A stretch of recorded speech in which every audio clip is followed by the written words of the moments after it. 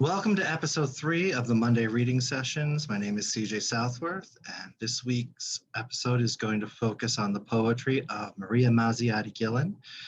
I've been really fortunate to know Maria. She was my mentor in graduate school, and she's been a good friend and continues to be a great mentor since then. Before I met her, to be honest, I was not a huge fan of poetry. I think many people kind of struggle with that. We all, I think, tend to be taught poetry fairly badly throughout high school and even through college a lot of the time. And we're not sure why. When we learn about fiction and drama, we study the older stuff, but then we also study newer things too, and we see that it's a living genre. But for some reason with poetry, we tend to stop somewhere about the 19th century, and it kind of gives this impression that poetry is sort of this dead form. It's like the literary equivalent of learning Latin or something. And that does not give people a great impression. And we also a lot of times tend to study a lot of older poetry that is very rigid, very structured, and kind of obtuse. And I don't think that pulls a lot of readers in. And I took Maria's class my first semester of graduate school because it fit my schedule. And I thought, well, I can fake it for a semester. And in the lead up to it, I drilled for like about 2 months trying to learn how to write in iambic pentameter, because I figured, oh, this is what I'm going to have to do. And I wasn't really looking forward to it at all. But then I came in on that first day, and Maria brought these books of poetry with her by poets I'd never heard of, but they were contemporary poets. And it was this beautiful, powerful poetry, and it was also poetry that I could understand and I could relate to. It wasn't about Greek vases or ladies reclining on fainting couches or anything like that. It was honest, heartfelt, brave poetry, and her poetry is full of courage and honesty. And she taught me that the real value in poetry, the real beauty in poetry, is about what you have to say. It's not necessarily that you follow all sorts of rules and that you make it fit into meter and rhyme and all those types of things. It's about being brave and courageous and presenting yourself openly and honestly, and not hiding from your reader. And Maria taught me in a lot of ways how to be brave, and I try to be braver every day, just to honor what she's taught me, because yeah, she has been an amazing force in my life, and I value everything that I've learned from her, and I value her friendship very much. And today we're going to read some of her poems. She's an incredibly successful poet. She's won the American Book Award and the Barnes & Noble Writers Award and several other awards. She's served as a mentor for many people through SUNY Binghamton's writing program in her time there, and she continues to run the Poetry Center at Passaic County Community College in New Jersey, where she coordinates the Allen Ginsberg Awards and several other awards programs. She has a level of energy that I wish I had, and she continues to amaze me. So the first poem that I'm going to share is called Growing Up Italian. When I was a little girl, I thought everyone was Italian, and that was good. We visited our aunts and uncles, and they visited us. The Italian language, smooth and sweet in my mouth. In kindergarten, English words fell on me, thick and sharp as hail. I grew silent.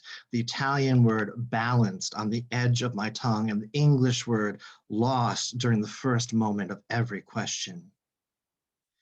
It did not take me long to learn that dark-skinned people were greasy and dirty. Poor children were even dirtier. To be dark-skinned and poor was to be dirtiest of all. Almost every day, Mr. Landgraf called Joey a spaghetti bender. I knew that was bad. I tried to hide by folding my hands neatly on my desk and being a good girl. Judy, one of the girls in my class, had honey blonde hair and blue eyes. All the boys liked her. Her parents and grandparents were born in America. They owned a local tavern. When Judy's mother went downtown, she brought back coloring books and candy. When my mother went downtown, she brought back one small brown bag with a towel or a sheet in it. The first day I wore my sister's hand-me-down coat, Isabel said, "That coat looks familiar. Don't I recognize that coat?" I looked at the ground.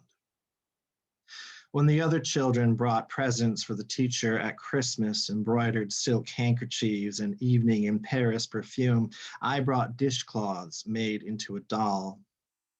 I read all the magazines that told me why blondes have more fun, described girls whose favorite color was blue. I hoped for a miracle that would turn my dark skin light, that would make me pale and blonde and beautiful.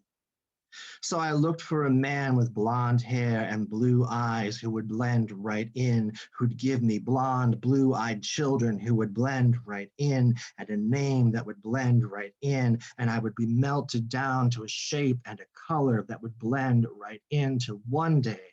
I guess I was 40 by then. I woke up cursing all those who taught me to hate my dark, foreign self, and I said, here I am, with my olive toned skin and my Italian parents and my old poverty real as a scar on my forehead.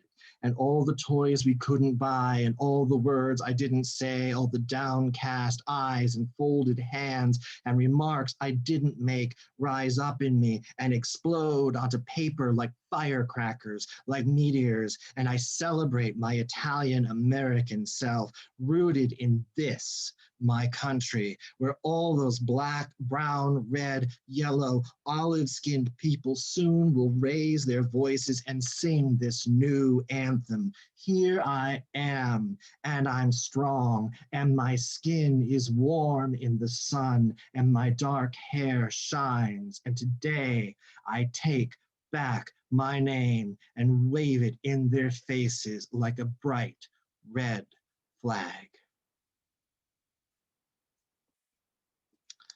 And the next poem I'm going to read is a poem about family, and it's titled Daddy, We Called You.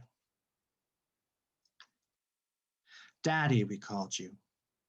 Daddy, when we talked to each other in the street, pulling on our American faces, shaping our lives in Paterson slang. Inside our house, we spoke a Southern Italian dialect mixed with English, and we called you Papa. But outside again, you became Daddy, and we spoke of you to our friends as my father, imagining we were speaking of that father knows best TV character in his dark business suit, carrying his briefcase into his house, retreating to his paneled den, his big living room and dining room, his frilly aproned wife who greeted him at the door with a kiss. Such space and silence in that house. We lived in one big room, living room, dining room, kitchen, bedroom, all in one, dominated by the gray oak dining table around which we sat, talking and laughing, listening to your stories, your political arguments with your friends. Papa, how you glowed in company light, happy when the other immigrants came to you for help with their taxes or legal papers. It was only outside that glowing circle that I denied you, denied your long hours as night watchman at Royal Machine Shop. One night, riding home from a date, my middle-class American boyfriend kissed me at the light. I looked up and met your eyes as you stood at the corner near Royal Machine. It was nearly midnight, January, cold and windy. You were waiting for the bus, the streetlight illuminating your face. I pretended I did not see you. Let my boyfriend pull away, leaving you on the empty corner, waiting for the bus to take you home. You never mentioned it. Never said that you knew how often I lied about what you did for a living, or that I was ashamed to have my boyfriend see you, find out about your second shift work, your broken English. Today, remembering that moment still illuminated in my mind by the street lamp's gray light, I think of my own son and the distance between us, greater than miles. Papa, silk worker, janitor, night watchman, immigrant Italian. I honor the years you spent in menial work, slipping down the ladder as your body failed you, while your mind, so quick and sharp, longed to escape. Honor the times you got out of bed after sleeping only an hour to take me to school or pick me up. The warm bakery rolls you brought for me on the way home from the night shift. The letters you wrote to the editors of local newspapers. Papa, silk worker, janitor, night watchman, immigrant Italian, better than any father knows best, father, bland as white rice, with your wine press in the cellar, with the newspapers you collected out of garbage piles to turn into money you banked for us, with your mouse traps, with your cracked and calloused hands, with your yellow teeth. Papa, dragging your dead leg through the factories of Paterson. I am outside the house now, shouting your name. And this is a poem about love and finding love. And it's called Trying to Get You to Love Me. When we were young, I made lists of ways to get you to love me. I tried to make you jealous by talking about the places I'd gone, though I didn't mention the name of the other man I was dating. Your friend Paul, whom I hated because he was obnoxious and seemed to control you, told you that going out on Saturday night was cliche, so you'd take me out on Friday or Sunday, which worked out well for me because I went out with Frank on Tuesday and Saturday. Frank squired me to expensive restaurants in New Jersey and to dinner theater and took me on long drives into New York State where we'd eat at an expensive restaurant and drive back home. He told me how he made $1 million by buying a farm from a farmer one afternoon and selling it to someone else an hour later for 40 times the amount he paid, and about a housing development he was building in Mahwah. He took me through the model home, told me he'd saved $65 a house because he'd put in a counter rather than a vanity with shelves and doors. You took me to New York City to hear folk singers like Pete Seeger and to the cloisters, the botanical gardens, and the Bronx Zoo. Once, on the way home from a drive into New York State, Frank stopped the car at a lookout and began to kiss me and to try to take my blouse off. I told him I couldn't, that I had to go home. When you and I parked at Palisades Park on the edge of the cliffs with the New York view, I would have done anything you asked. I thought you were beautiful.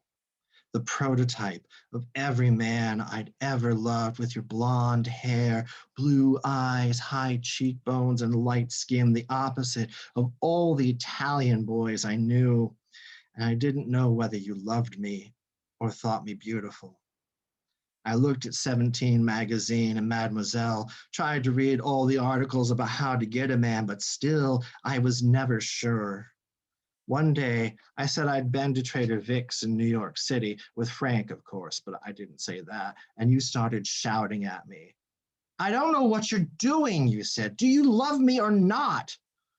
I tried to explain, to say that I didn't know what you felt, that you never asked me to go steady, never talked about anything more than our next date.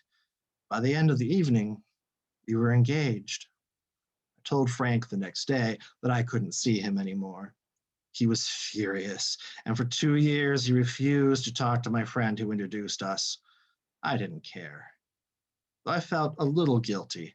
Mostly, I could see the lives ahead of us in technicolor. The wedding cake, the honeymoon, the house and children, and you, the man I loved and married.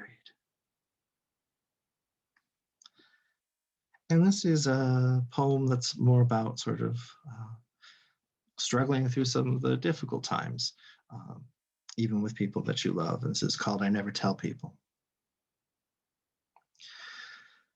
I never tell people that I almost left you 20 years ago. Don't tell them how your rage terrified me when I watched you pick up the sugar bowl and hurl it at the wall. Don't tell them about the summer we painted the bedrooms and you screamed and screamed out the open windows until I yelled back and the neighbors came out to water their lawn so they could hear. Don't tell them about the time you were so angry at me that we fought on the stairs and you punched me and I punched back. I shouted, I want a divorce, and you went totally still and said, no, I won't give you one. And then you said, see, I knew you never loved me. I took the keys and drove around Bergen County for hours. When I came back, it was getting dark and we tiptoed around each other, afraid of the chasm that had opened between us. In our bed that night, after the children fell asleep, you got me back the way you always did. Sex. The way you soothed my hurt feelings, the bruises on my arms where you punched me, the way you whistled in the shower after the last argument had lost the power to harm. I never tell anyone how I blamed myself for the broken places inside you. I tried to stay out of the way when you slapped your own face or banged your head on the wall for losing a pencil or a notebook or to escape your father's voice inside you, listing all your flaws. So how then did I come to this place where I knew I wasn't to blame? That I had to save what I needed for myself to keep your fists from smashing what I was. After all the arguments, screaming, I stopped feeling so frightened of your fury. I never tell anyone that 20 years ago I almost left you, the two of us caught in the tornado of your flailing arms, flailing like the way they move uncontrollably now with your disease, and found instead this quiet place where you, the man I hated and loved, are the boat I rock in each night, almost forgetting those turbulent years when the sadness you carried like a rotten tooth in your mouth, the empty places I could never fill, nearly broke us. And this is called My Grandson and G.I. Joe. When he was 3, I'd hold my grandson and kiss his skin, tasting the sweetness that rose off him. He'd laugh wildly as I made slurping sounds while I kissed the soft folds of skin at his elbow, the bottoms of his wide feet. My sweet-natured grandson is named Jackson after a stern Civil War general, and he loves G.I. Joe in all his incarnations. G.I. Joe Warrior and G.I. Joe Scuba Diver and G.I. Joe in jungle fatigues and G.I. Joe tanks and armored cars, his room populated with the murderous supplies of war. My grandson, serious and self-contained, tells stories to himself while he plays army. He and his friends shoot tiny rifles, machine guns, bazookas. They play at war. On TV, the real war is played out.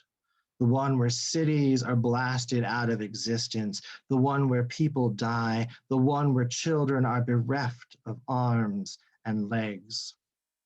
My grandson and his friends wear army fatigue jackets and pants.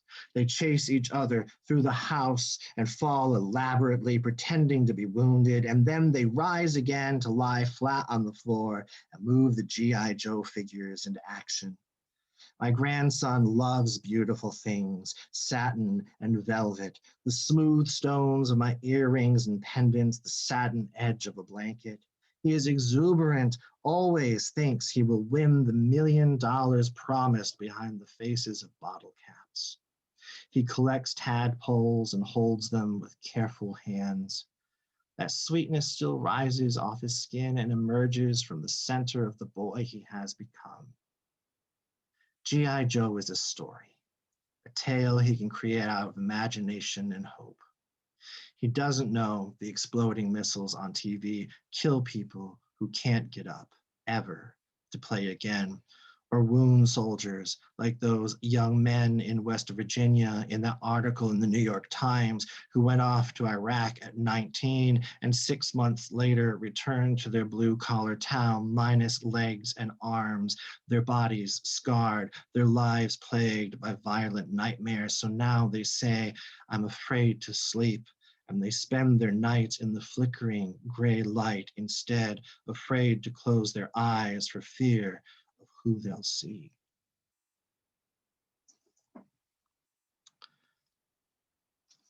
And this next poem is kind of creating a pattern. Over the last few weeks, I've had a poem by that week's author that refers back to the previous week's author. Last week, we had a poem by Laura Boss that referred to spending an evening with Allen Ginsberg.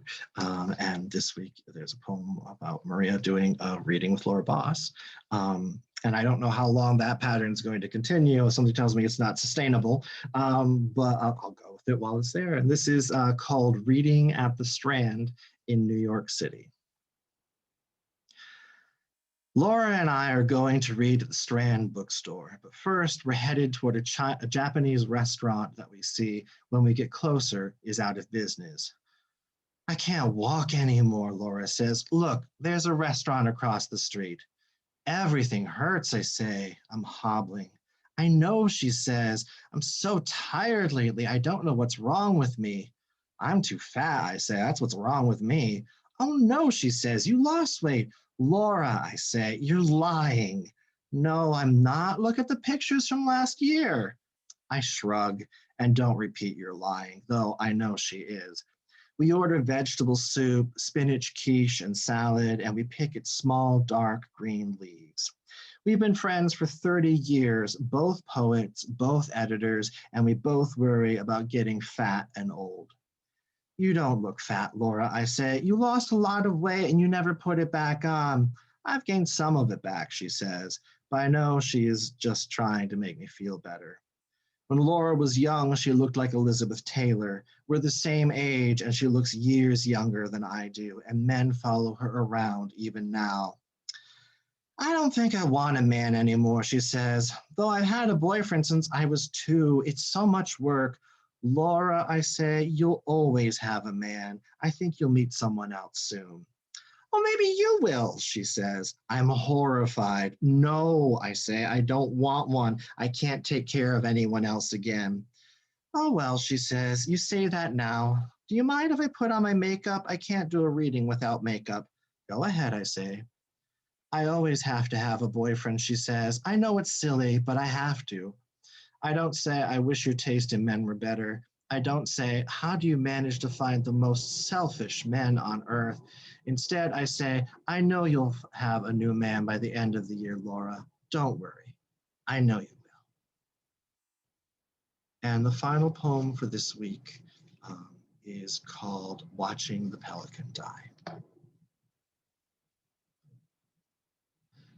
On TV, I watch the pelican with its mouth wide open, its wings and body coated with oil.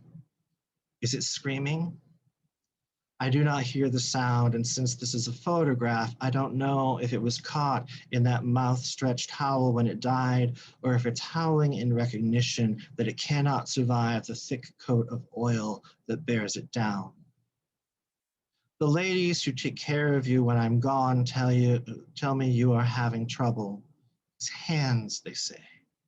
His hands.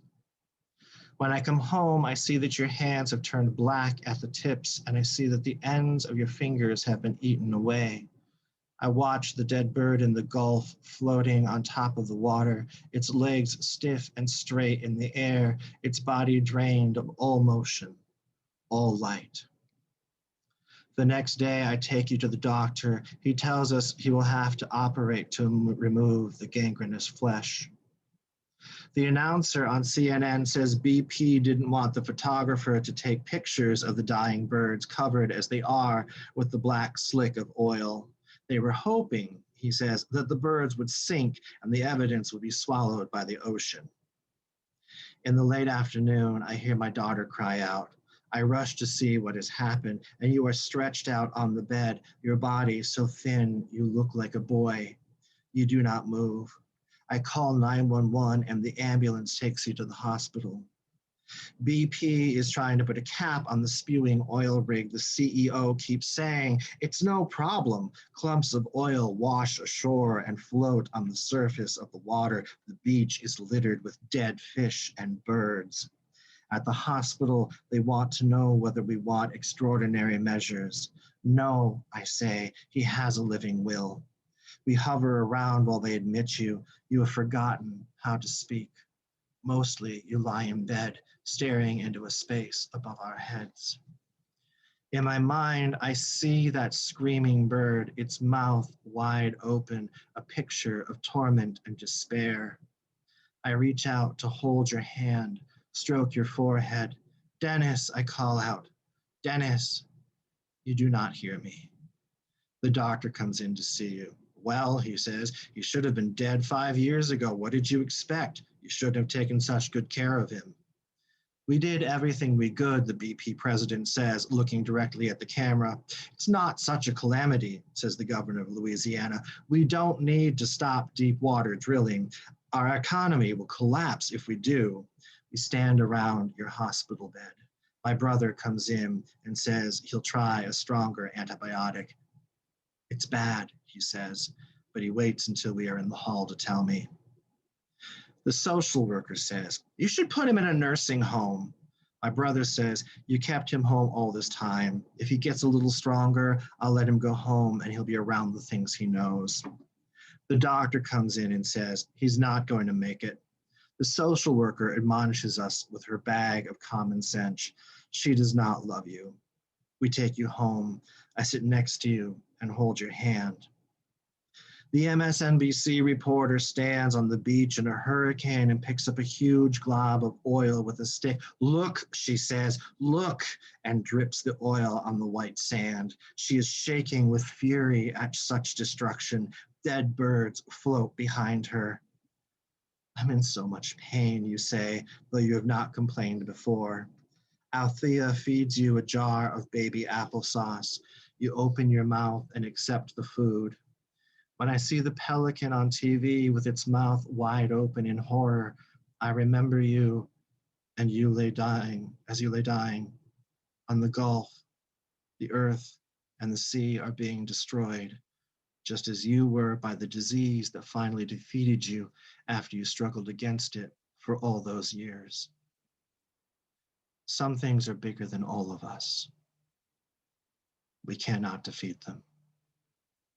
If there is enough carelessness and greed in the world, even the ocean can be destroyed. And you, who fought against this illness with such courage, even you cannot survive.